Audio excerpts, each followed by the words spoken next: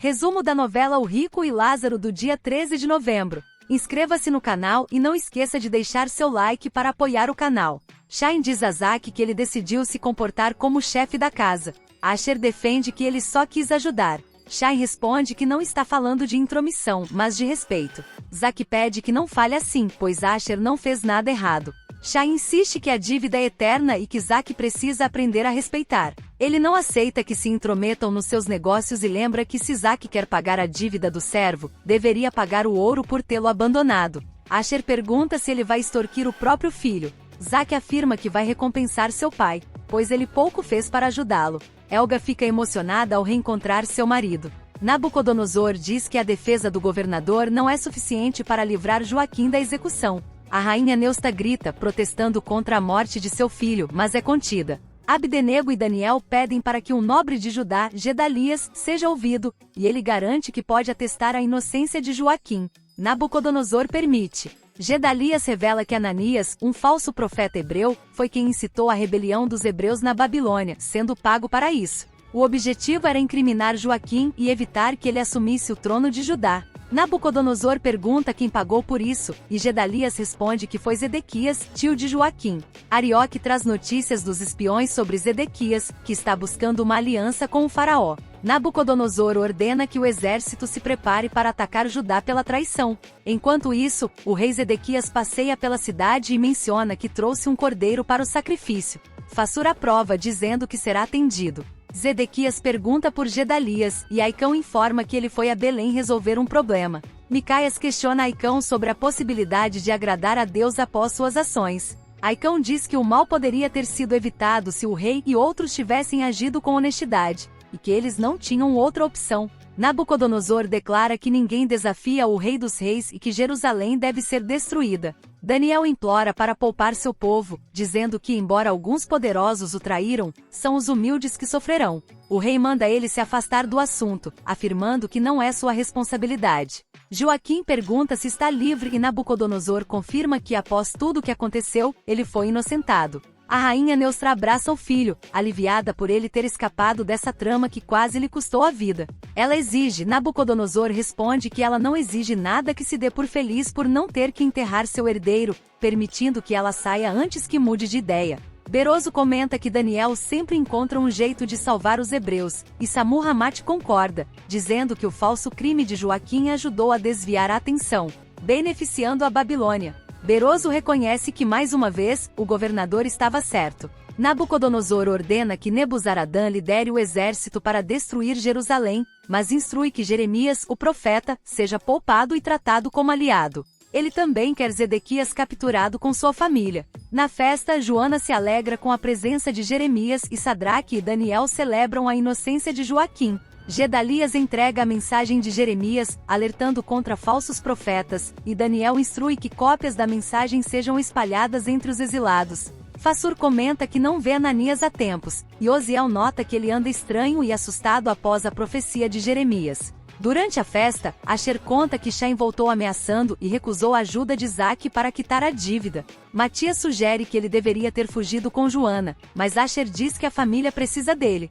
Helga celebra o retorno de Shine, enquanto Dinah se mostra indiferente. Helga comenta que Zack trouxe presentes, e Zelfa guardou alguns que Ilana desprezou. Shah pergunta por Ananias e Ravina conta que ele desafiou Jeremias publicamente, afirmando que os exilados voltariam, o oposto do que Jeremias pregava. Jeremias, esperançoso de que Zedequias seja exposto, menciona que Ezequiel também profetiza sobre a queda da nação. Zadok sente alívio ao ver outro profeta transmitir a mensagem de Deus. Zelfa oferece tâmaras e Zadok agradece. A princesa Cassaia conta ao marido que deseja engravidar e que a sacerdotisa faz oferendas para isso. Nebuzaradã diz que ela se casou com um soldado e pede que não se preocupe. Cassaia pergunta a Rabissare se ele teme invadir a cidade onde vive sua família. Ele admite que sim, mas é leal ao exército babilônico e a seu irmão. A rainha Mitis comenta com Aspenais sua preocupação com a guerra. Aspenais a tranquiliza, dizendo que o exército é forte.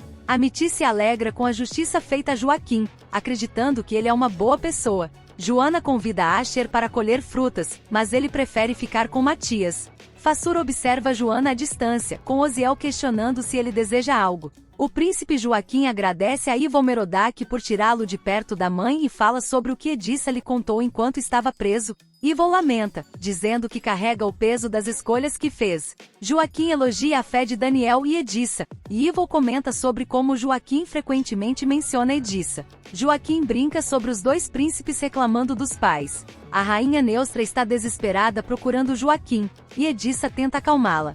Nebuzaradan se despede de Sammu-Ramate nos jardins da Babilônia, que pergunta se ele está empolgado para destruir Jerusalém. Nebuzaradan diz que compensará a frustração de não ter visto a execução de Joaquim. Sammu fica feliz pelo destino do anel, que está no fundo do Eufrates, e eles decidem partir logo. Asher treina arco e flecha quando Zack chega, relembrando os velhos tempos. Zack fala sobre a decepção com Shine, que nunca parece estar satisfeito. Benjamin pergunta sobre a amizade deles, e Zack confirma que Asher sempre foi seu melhor amigo. Dana, Rebeca e Joana estão colhendo frutas. Joana joga uma fruta para elas que cai aos pés de Fassur. Dana sugere que ela e Rebeca colham em outra árvore, enquanto Joana decide ficar. Fassur observa e fala sobre uma sementinha do mal. Nebuzaradan diz a Sammu que ela o faz perder a noção do perigo. Sammu-Ramate menciona que Darize está vigiando, ela dá um amuleto a ele. Naborido fala sobre uma estrela brilhante e quer descobrir seu significado. Netocris diz que ele tem que conquistar o respeito do rei. Nebuzaradan diz que estão prontos para partir, e Nabucodonosor questiona a divisão do exército. Nebuzaradan confirma que levam tropas para destruir Judá e autoriza a partida. A festa continua. Asher pergunta sobre Joana, e Dana diz que ela foi colher frutas, mas deve já ter voltado. Asher decide procurá-la, mas Dana acredita que ela já está de volta. O povo aplaude Nebuzaradan e o exército indo para a guerra.